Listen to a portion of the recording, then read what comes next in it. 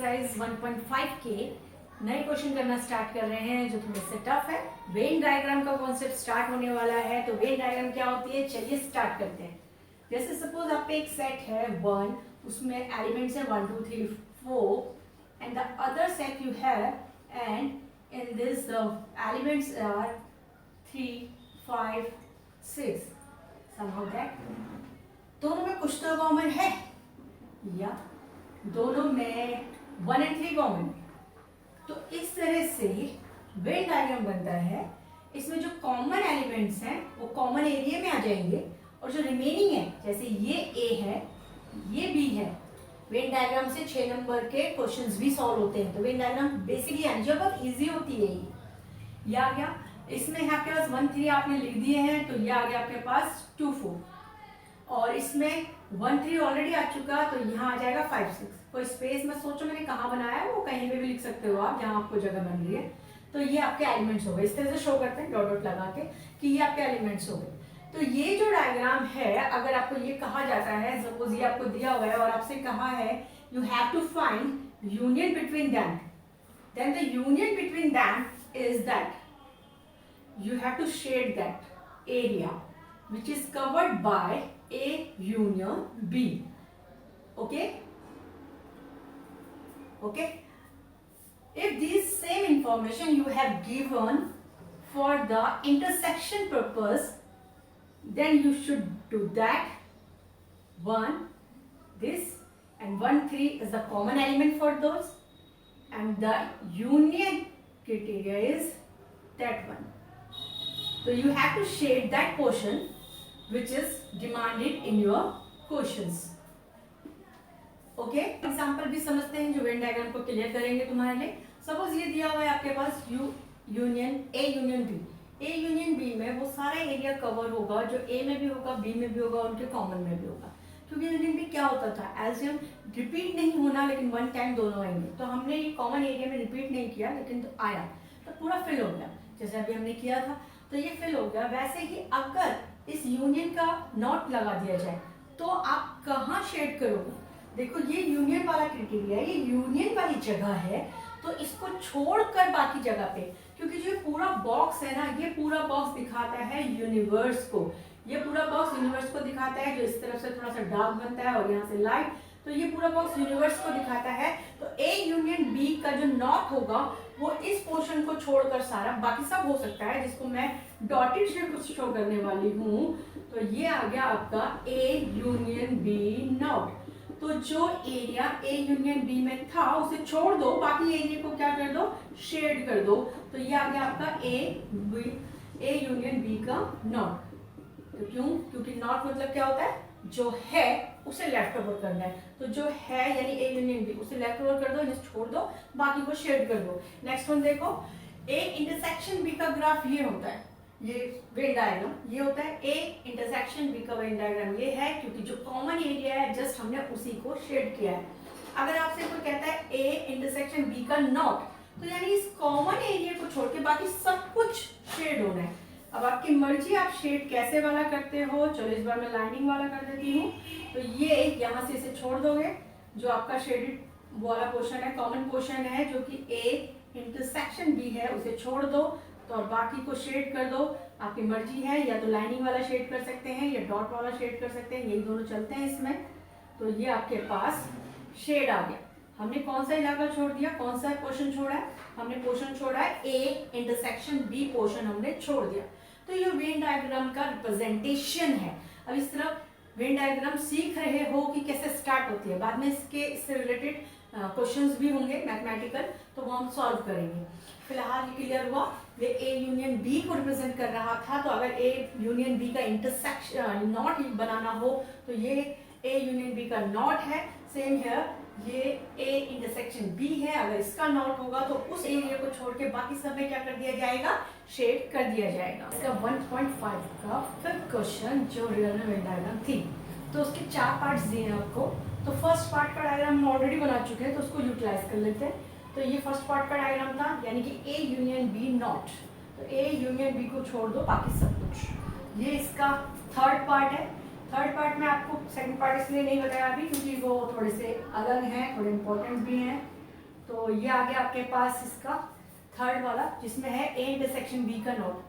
तो ये A intersection B है, ये वाला पोर्शन ए इंटरसेक्शन बी है, तो इसको छोड़ दो, बाकी सबको क्या कर दो, शेड। अब आते हैं इस पे, ध्यान से देखना, इसे बनाने में टाइम लगता है। तो जो अगर ए नॉट है और ये बी नॉट है, तो पहले मैंने ए नॉट बना दिया। ए नॉट बनाने के लिए क्या किया गया कि ए को छोड़कर, ये ए है और ये बी है, ए को छोड़कर बाकी सब जगह डॉट कर दिए, ये डॉट है। ए को छोड़कर बाकी सब जगह क्या कर दिए, डॉट। इवन बी में भी क्या कर दिए, डॉट। तो ए नॉट बना दिया, ठीक है। फिर बी नॉट बनाने के लिए बी को छोड़ दिया, बाकी सब जगह क्रॉस लगा दिए। बी को छोड़ के बाकी सब जगह क्या कर दिए, क्रॉस लगा दिए। अब उससे कहा गया दोनों का इंटरसेक्शन निकालो, दोनों में कॉमन एरिया कौन सा है। क्या कोई कॉमन एरिया है दोनों में? हाँ, इस बीच वाले हिस्से को छोड़कर, इन दोनों गोल बाउंड्रीज को छोड़कर जो इसके आउटर में है उसमें डॉटेड भी है, क्रॉस भी है। इस ए में सिर्फ क्रॉस है, इस बी में सिर्फ डॉट है, और इस एरिया में तो कुछ है ही नहीं।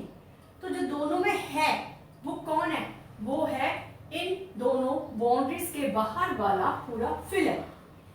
इन दोनों बाउंड्रीज को बाहर वाला दोनों फिल कैसा था, ऐसा, यानी कि ये दोनों बिल्कुल एक जैसे होते हैं। तो ये आपको प्रूफ में लाइन काम भी आएगी कि ए नॉट बी नॉट का इंटरसेक्शन होता है वो ए यूनियन बी का इंटरसेक्शन के बराबर होता है। इससे ऊपर भी आपने ये प्रूफ किया है, ये आपको प्रूफ है, और आपको याद भी रखना पड़ता है कि हाँ ये इसके बराबर होते हैं, बहुत जगह यूज होगा आगे आगे जाके। अब सेट का रियल पोर्शन शुरू हुआ है, वो तो इंट्रोडक्शन ऑफ सेट था, यानी कि आपको पता होना चाहिए कौन सा साइन किसके लिए है, किसको क्या कहते हैं, वो सिर्फ यही बता रहा था। अभी तक कुछ ऐसा बताया नहीं था, अब रियल में सेट शुरू हुआ है, ठीक है।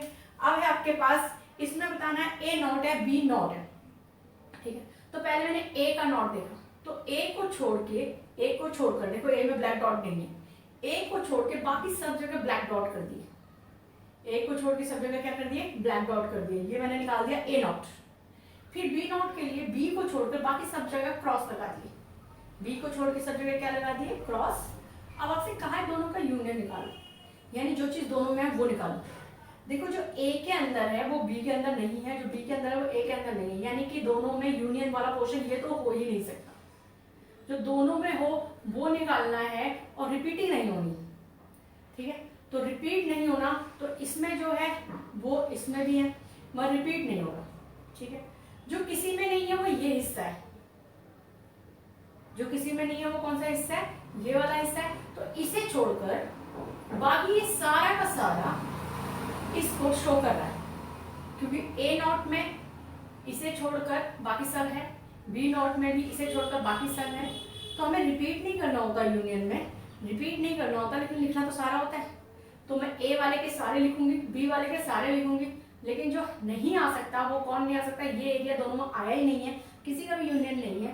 तो यानी कि ये और ये क्या है, देखो सेम। इसमें भी तो यही बीच वाला हिस्सा छोड़ दिया गया था, इसमें भी ये बीच वाला हिस्सा क्या कर दिया गया था, छोड़ दिया गया था, और इसमें भी ऑटोमेटिकली ये बीच वाला हिस्सा नहीं शेड हुआ, किसी में भी नहीं आया, तो यूनियन के अंडर आया ही नहीं।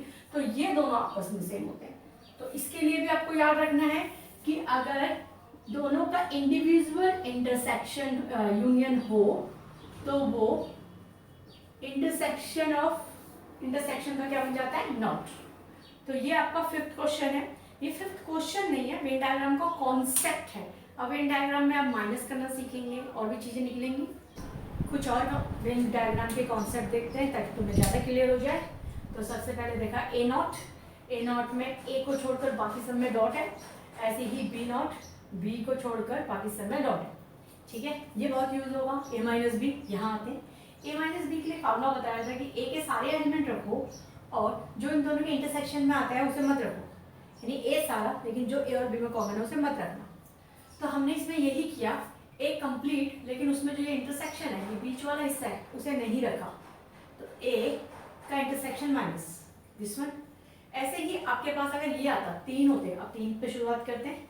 तो अगर तीन होते और तीन में आपसे कहा जाता कि ए यूनियन, चलो इसे इंटरसेक्शन कर देते हैं थोड़ा डिफरेंट करने के लिए। तो ये हो गया आपका इंटरसेक्शन। पहले बी यूनियन सी कह रहे हैं, तो बी यूनियन सी निकाल लें।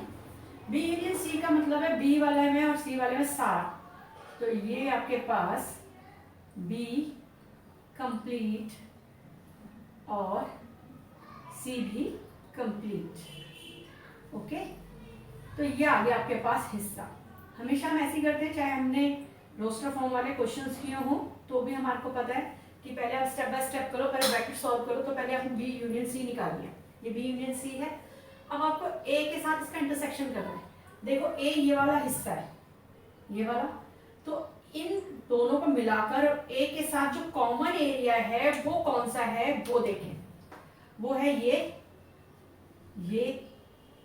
ए में भी आ रहा है और इसमें भी आ रहा है जो अभी अभी आपने शेड किया, और ये। तो फाइनली जो आपके पास है वो ये क्वेश्चन है, ठीक है। तो आपका जो ब्लैक शेड है वो आपका ये है। धीरे धीरे ये इंक्रीज होंगे। अब इसमें डिजिट नहीं है, अभी तो हमने सिर्फ वेन डायग्राम्स बनाई हैं, बाकी डिजिट्स भी आएंगे।